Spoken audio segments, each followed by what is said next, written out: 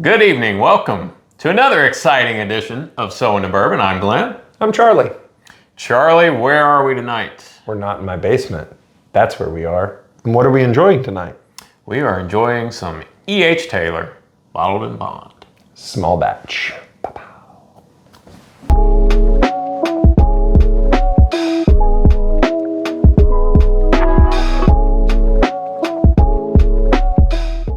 All right, so ehtaylor bottled in bond. Yep, small batch. Small batch. Tell us a little bit about this bottle. So it's about. Go ahead. No, I'll go. I'm going to tell you. Go. So it's a buffalotrace product, mash bill number 1, which is the low rye mash bill. Benchmark, buffalotrace, Eagle Rare, same dealio. So how is it different from those? Age, warehouse location, and then proof. Bottled in bond. Charlie, ehtaylor has become a very sought after bourbon. Oh, absolutely. Right? In all iterations. Absolutely. First of all, who was ehtaylor? Is this another one of these made up names for marketing purposes? Great question. And we've done many episodes about the questionable history of names in bourbon, whether it be Fitzgerald or the made up Ezra Brooks.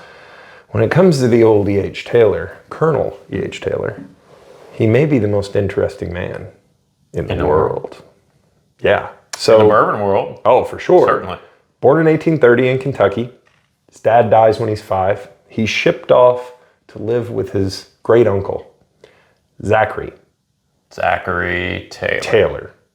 That Zachary Taylor, the war hero, Mexican War. Yeah, he's also related to James Monroe. So that's how he starts off life. He's raised as an aristocrat. He's a man of culture and wealth. Originally, he gets into banking and moves back to Kentucky, where he lives with another uncle whose name is ehtaylor. That's where he picks up the junior, not because he was named Edmund Taylor Jr. It's because they couldn't tell he and his uncle apart in business. Yes, interesting. Everything is interesting. Always great stories involving whiskey, involving bourbon. Always. And his story starts when he, post-Civil War, he goes over to Europe. And he tours Europe, and he goes to Scotland and England and Ireland, and he learns about their distilling process, which is hundreds of years older than the American distilling process, because at this time, America's not that old. And he comes back with all these innovations. Copper. Everything copper. Copper stills. Copper vats to store everything in. The highest level of cleanliness and what we would look at as modern manufacturing that was unheard of at the time because he wanted the best quality bourbon possible. And so was this at the, what is now Buffalotrace Distillery? Great question. I'm going to refer to my notes because there is a long history here. So in 1867, he opened his first distillery, which he nicknamed the Hermitage after Andrew Jackson's estate. In 1869, he bought a distillery called Leestown Distillery and the Carlisle Distillery, and then he renamed them the Old Fashioned Copper Distillery, the OFC, which would eventually become the George T. Stagg Distillery, which would eventually become what we know, Buffalotrace. So in 1878, that's when he sold it to George T. Stagg. Stagg actually kept him on to run the distillery for a number of years. He worked there until 1884, 1886. And then he opened what is now Castle and Key, which if you know why it's called Castle and Key, is because it's castle. It is literally, the man built a castle. At the time when bourbon distilleries looked very much like a grist mill or a grain mill, like it was there for function, not form, ehtaylor's like, nah, I'm gonna build the castle and I'm gonna run a railroad to it and I'm gonna run roads to it so people can come and visit. He is the father of modern bourbon and more importantly for you watching, bourbon tourism. Yeah, the guy was way ahead of his time. So ahead of his time. Helped champion the Bottled in Bond Act. That's why most of his products are bottled in bond. He invented heat cycling of warehouses, of rack houses, and the updating of modern day rack houses, things that are still used today. He is credited with bringing the first column stills to America, using copper in all ways possible. Like, he set the foundation for what we enjoy today. I wonder if he was criticized in his day for all of these new differences that he kind of brought over from Europe, and some of the things that he was doing, like the heat cycle warehouse. Oh, yeah. He ridiculed. You know, he was. Like, we ridicule. Absolutely. Not us, but other people ridicule whiskey makers today for, I don't know, for finishing. Yeah, finishing or aging in a unique way. The first guy through the door always gets bloodied. But, you know, time and history proves who was right and who was wrong. So I think he was more right than he was wrong. Oh, yeah. I mean, the biggest thing that he did was set the standard for the highest quality bourbon available that can be made and may be made available, and get it to the masses in mass-produced amounts. That's his true legacy, and obviously the Bottled in Bond Act. But those two things go hand in hand. And he invented the bourbon tube, if you didn't know. That is true. In 1885, he said, "Put it in a tube." That was a precursor to the tube that they use at your bank. So he's also credited with that.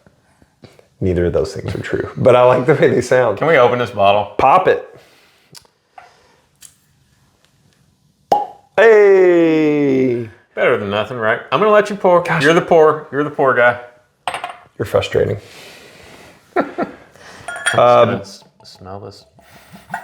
So, ehtaylor is a Buffalo Trace product. It's allocated, just like flipping everything else. It's hard to find. I did find one. I actually found two. $49.99 retail value. And not bad at all. Haven't had one in a while. It's non-age stated, as is most of Buffalo Trace's products, but rumored to be between 7 and 9 years old. But there you go. Let's give it a look. Yeah.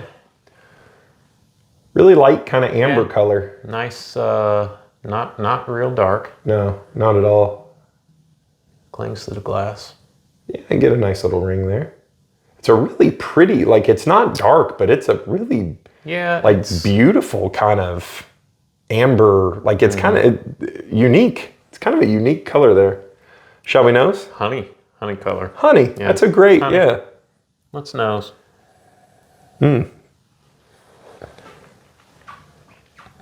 Pick up a little bit of corn, but some corn I'm picking up, which is funny because you always pick this up, and I never do. Licorice. I'm not getting licorice. That was the first note that I picked up, which is odd because I never picked that up. Yeah, I get kind of that burnt sugar and honey. I do. Maybe it's because you said honey, but there is a sweetness that's there. It's got a really pleasant nose. Yeah. Definite burnt sugar. I'm really getting that now. Yeah. That's nice. Let's try it. Cheers. Cheers. And good luck to you finding one of these, because hopefully it's a good pour.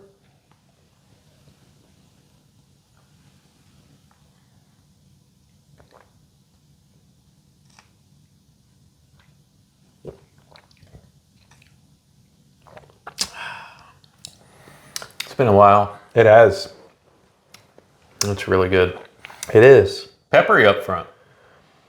On the right on the tip of my tongue.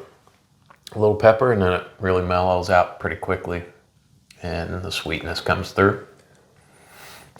Yeah, I don't get much of your. We're a little different tonight. Yeah. Which is fine, even though you're wrong. I don't get much pepper on the front end. I get a little bit of baking spice, kind of mid palate. I do get a lot of corn, but it's not terrible. It's not overwhelming. It's got this kind of sweetness to it, like a real, just understated sweetness. Yeah, and it's not, to me, it doesn't have those like strong vanilla or chocolate notes coming through that normally would give it that. Not a super complex bourbon, but it's really, I mean, it's good. I mean, it's a good solid solid pour for $50. Yeah. Absolutely. I'm getting a little more fruit now on the nose.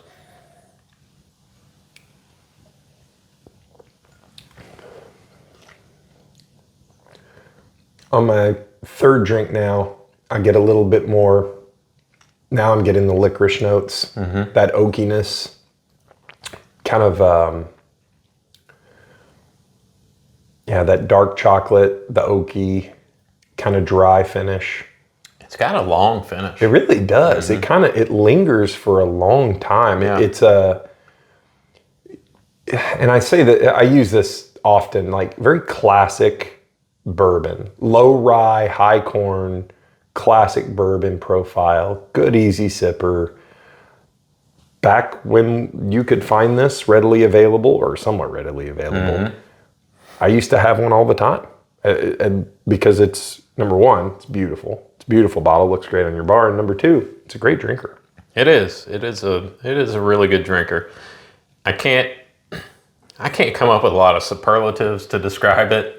And like you said, it's not super, super complex, but it's just good. Yeah. And this is kind of what I thought would happen on this one is what has happened in bourbon is now we're lining up, some people are lining up and signing up for lotteries to win a pretty okay. I mean, a good bottle of $50 bourbon and on secondary, they're selling for twice that or more than that. So it's kind of, just par for the course for the allocated brands and the lines that were once very easy to find. I do find it interesting, though, that small batch has only been around, ehtaylor small batch has only been around for 10 years. Really? Yeah, everybody looks at it and it's such a classic and a quintessential package and everything, but it's only been around for 10 years. The small batch. Yeah. Okay. Yeah. So, well, like you were saying, I mentioned this to you yesterday. I used to go to my local liquor store, and it was always on the shelf. I always looked at the tube and thought, well, that looks interesting. And always thought about picking one up, but never did. And I was always one of those, I'll get it next time. And now, you don't find them. And I told Glenn the story that when the Warehouse C tornado survivor came out, I purchased 3 of those and drank 2 of them. And then by the third one, I was like, and I gave it to my dad. So those are worth secondary value now, thousands. Yeah. And, but it's that whole thing of back in the day, what we used to do and what we took for granted. But I'm getting a lot more corn now. Yeah. Corn and vanilla, or not vanilla, but caramel. Which I wasn't picking up at all first. And I don't know if something weird's going on with my nose and my palate tonight or what. But it's an easy, and this is why the more you drink, the more you taste, not the more you drink, the more you taste, the more familiar you get with mash bills and with flavor profiles. And this is a very, this is the buffalotrace flavor profile. So I didn't want to say this before. Okay. Because I don't want it to come across the wrong way. Because I'm not saying this as it's going to be good. Being bad. I get a cough syrup aftertaste. Did you brush your teeth before you came over? I did. That's probably why. So I don't get much of an aftertaste. It does have a long finish. Like that's the one thing about this, like it just sits on your tongue and kind of tingles and has a very long classic bourbon profile finish. It's a good bottle. Yeah, it is. So if I see it, I would pick it up for $50. And if you like NyQuil, this is your channel. I'm just kidding. I'm kidding. He's joking. So rate it. Okay, so I'm going to rate it with the hype in mind. Okay. The chase and the hype. Okay.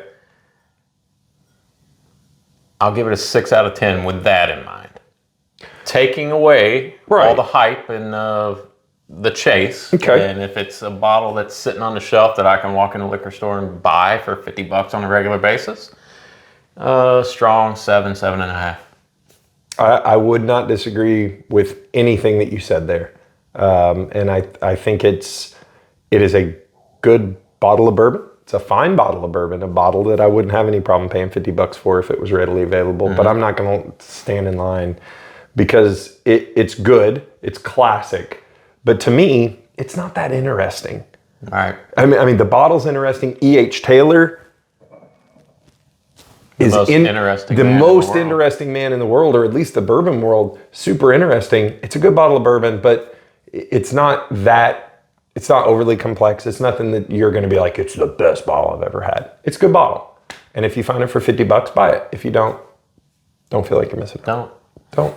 I don't care. All right, Charlie, anything else we have tonight?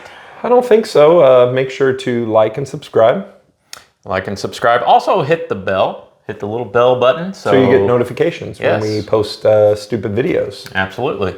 Check out the TikTok, Whiskey Realtor on TikTok. Check out the Facebook group. Join the Facebook group. Follow us on Instagram, So Into Bourbon. Absolutely. And, as always, keep your bunghole tight. Good night, everyone. We are live.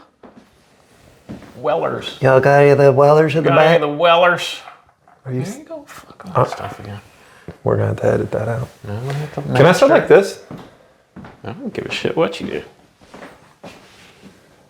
Yeah, man spread. That's fine. Man spread? Yeah, you're man spreading.